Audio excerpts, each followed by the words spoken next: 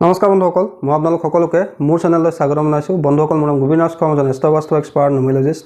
বন্ধুসকল, আপোনালোকৰ সুবিধাৰ্থে মই এই চেনেলটোত বাস্তুৰ সম্পৰ্কে, সংখ্যাতত্বৰ সম্পৰ্কে, জ্যোতিষৰ সম্পৰ্কে, তাৰ লগতে আপোনালোকৰ বিভিন্ন সমস্যাৰ সমাধানৰ উপায়সমূহৰ সম্পৰ্কে আলোচনা কৰি থাকোঁ। গতিকে যদিহে আপোনালোকৰ মোৰ চেনেলৰ ভিডিঅ'সমূহ চাই ভাল লাগে, অনুগ্ৰহ কৰি মোৰ চেনেলটো ছাবস্ক্ৰাইব কৰিব, ভিডিঅ'সমূহ লাইক কৰিব, কমেণ্ট কৰিব আৰু যিমান পাৰে শ্বেয়াৰ কৰিব।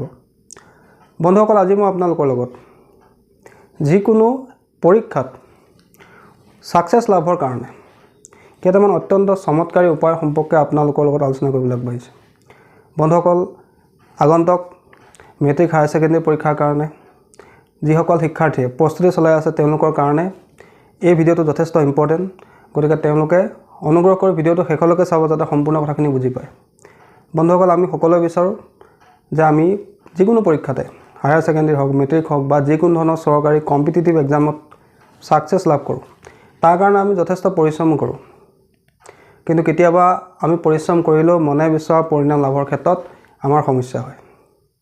হয়তো আমি জনা কুৱেশ্যনটো পৰীক্ষা হলত নাৰ্ভাছ হৈ আমি এৰি থৈ আহিব লগাত পৰে, বা সময় মিলাব নোৱাৰাৰ কাৰণে জনা কুৱেশ্যনটো আমি এৰি থৈ আহিব লগাত পৰে, বা কিছু সংখ্যক পৰীক্ষাৰ্থীৰ পৰীক্ষা হলত গৈ তেওঁ জনা কুৱেশ্যনটো পাহৰিবলৈ আৰম্ভ কৰে। তেওঁলোকে চিন্তাত যিখিনি কুৱেশ্যন তেওঁলোকে ভালকৈ জানে সেইখিনি কুৱেশ্যনো তেওঁলোকে এৰি থৈ গুচি আহে, কনফিউজ হৈ যায় তেওঁলোক। যাতে আপোনালোকে পৰীক্ষাত যিদৰে প্ৰিপাৰেশ্যন কৰিছে ভাল মাৰ্কছ আনিবৰ কাৰণে সেই পৰিশ্ৰম যাতে আপোনালোকৰ সফল হয়, তাৰ কাৰণে আপোনালোকক দৈবিক শক্তি বা দৈবিক এনাৰ্জিৰ সহায়ৰ প্ৰয়োজন হয়। আজি আপোনালোকক মই এক্সাম সাকসেছৰ কেইটামান বিশেষ উপায় সম্পৰ্কে ক'ম। গোটেইকেইটা উপায় পৰীক্ষিত উপায়। আপোনালোকে এই টিপছকেইটা ফলো কৰিব, আপোনালোকে মনে বিচৰা পৰিণাম পৰীক্ষাত লাভ কৰিব। আপোনালোকৰ শিক্ষাত যদি কিবা বাধা আছে, সেই বাধা এই উপায়ৰ জৰিয়তে আপোনালোকৰ দূৰ হ'ব, মনে বিচৰা পৰিণাম আপোনালোকে পৰীক্ষাত লাভ কৰিব পাৰিব। বন্ধুসকল, আমি সদায় যিকোনো এক্সামত যাবৰ কাৰণে প্ৰস্তুতি চলোৱাৰ সময়ত নিজৰ থাৰ্ড আইটো এক্টিভ কৰিব লাগে।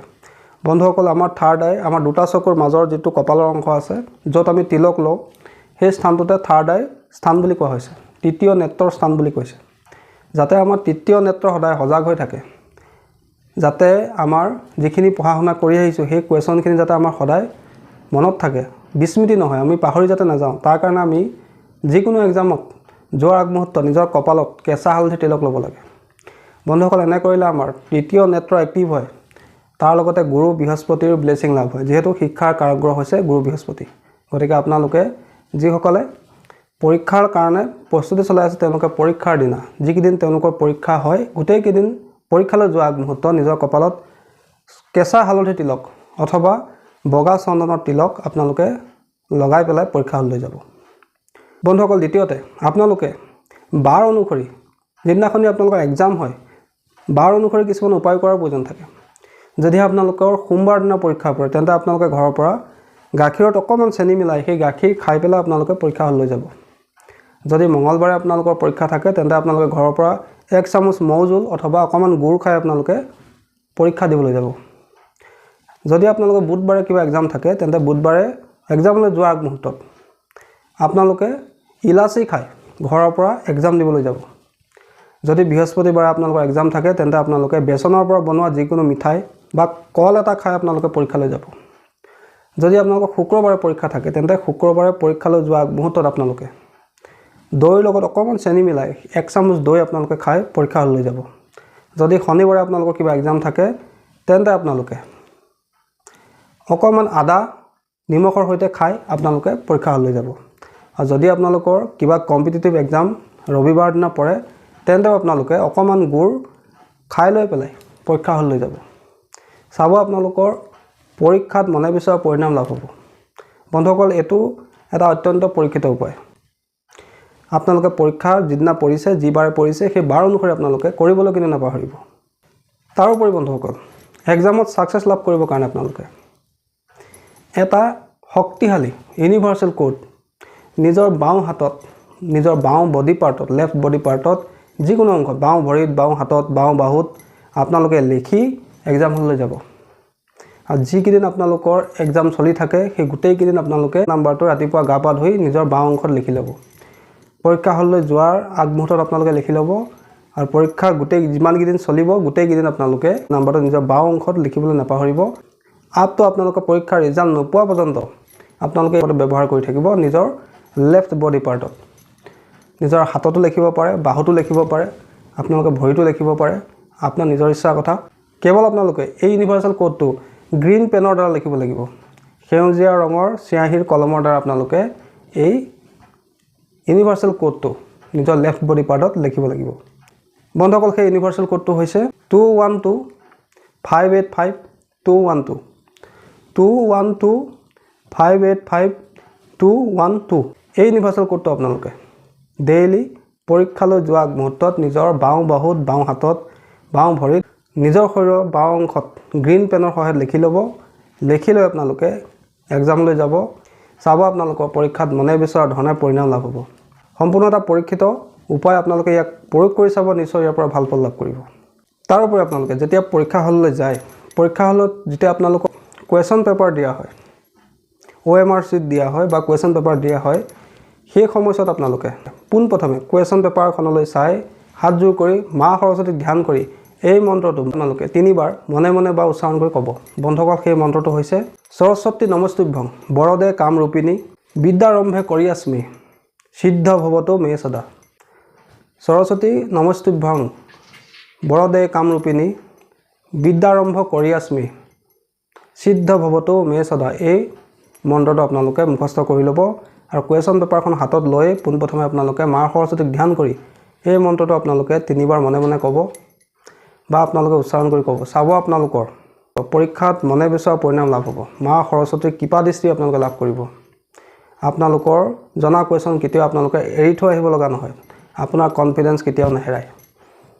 এটা অত্যন্ত শক্তিশালী মন্ত্ৰ আপোনালোকে ব্যৱহাৰ কৰি চাব, নিশ্চয় ইয়াৰ পৰা ভাল ফল লাভ কৰিব। তাৰোপৰি বন্ধুসকল, যিসকলে এক্সামৰ কাৰণে প্ৰিপাৰেশ্যন কৰি আছে, মেট্ৰিক হায়াৰ ছেকেণ্ডেৰী পৰীক্ষাৰ কাৰণে প্ৰিপাৰেশ্যন কৰি আছে বা কোনো কম্পিটিটিভ এক্সামৰ কাৰণে প্ৰস্তুতি চলাই আছে, যাতে তেওঁলোকে সেই পৰীক্ষাত ছাকচেছ লাভ কৰে, তাৰ কাৰণে তেওঁলোকে আৰু এটা সহজ উপায় কৰিব পাৰে। বন্ধুসকল, আপোনালোকৰ উদ্দেশ্যে মই এটা যন্ত্ৰ আপোনালোকৰ স্ক্ৰীণত দিছোঁ। এই যন্ত্ৰটো আপোনালোকে ধুনীয়াকৈ এখন সৰু 2x2 বগা কাগজ এখনত ৰঙা কলমেৰে এই যন্ত্ৰটো লিখি ল'ব। লিখি লৈ আপোনালোকে হাত দুখনৰ মাজত যন্ত্ৰটো ৰাখি সৰস্বতী মাৰ যিটো বীজ মন্ত্ৰ এম, এই বীজ মন্ত্ৰটো আপোনালোকে 11 বাৰ জপ কৰিব।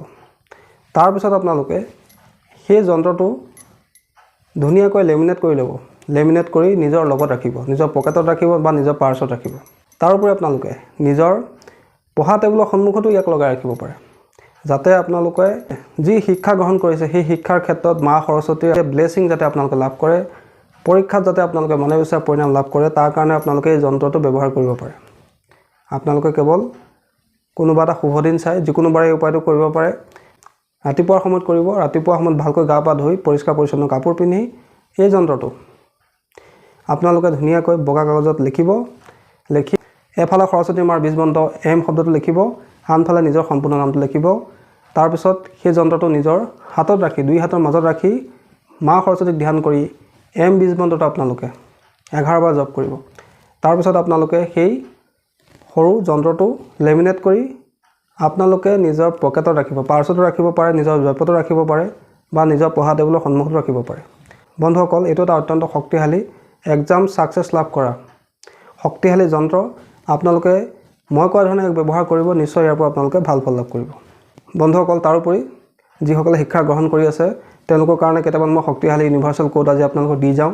যদি কোনো ল'ৰা ছোৱালী পঢ়াখিনি মনত নাথাকে, যিখিনি পঢ়া শুনা কৰে তেওঁলোকে খুব সোনকালে পাহৰি যায়, ভালকৈ কোনো এটা বিষয় আয়ত্ব কৰিব নোৱাৰে, তেন্তে তেওঁলোকে প্ৰত্যেক দিনে নিজৰ বাওঁ হাতত বা নিজৰ খোৱা পানীৰ বটলত গ্ৰীণ পেন লৈ, গ্ৰীণ মাৰ্কাৰ পেন লৈ বাওঁ বাহুত, বাওঁ হাতত, তাৰ লগতে নিজৰ পানী খোৱা বটলৰ ওপৰত এটা ইউনিভাৰ্চেল কোড লিখিব। সেই ইউনিভাৰ্চেল কোডটো হৈছে 3.5 হাৰ্টজ।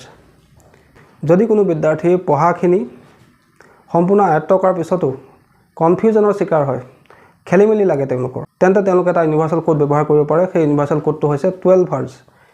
সেই ইউনিভাৰ্চেল কোডটো আপোনালোকে পানী খোৱা বটলটো লিখি ল'ব পাৰে আৰু সেই বটলৰ দ্বাৰা আপোনালোকে পানী খাব লাগে। তাৰোপৰি নিজৰ লেফ্ট বডি পাৰ্টত ডেইলি সংখ্যাটো গ্ৰীণ পেন লৈ লিখিব লাগে। তাৰোপৰি বহুতো শিক্ষাৰ্থী পঢ়া শুনাত মনোযোগ নৰয়, ভালদৰে পঢ়া শুনা কৰিব নোৱাৰে, পঢ়া টেবুলত বহি তেওঁলোকৰ কিছুমান অদৰকাৰী চিন্তা মূৰলৈ আহি থাকে।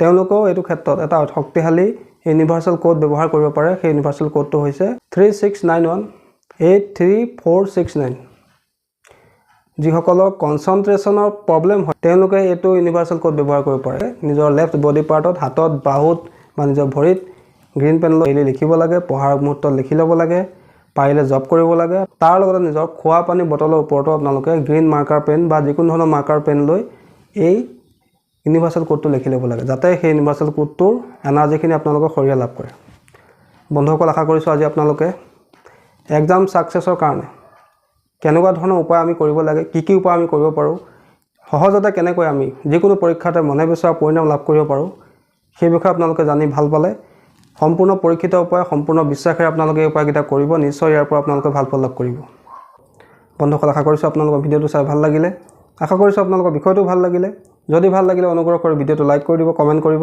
আৰু মোৰ চেনেলটো ছাবস্ক্ৰাইব কৰিব ধন্যবাদ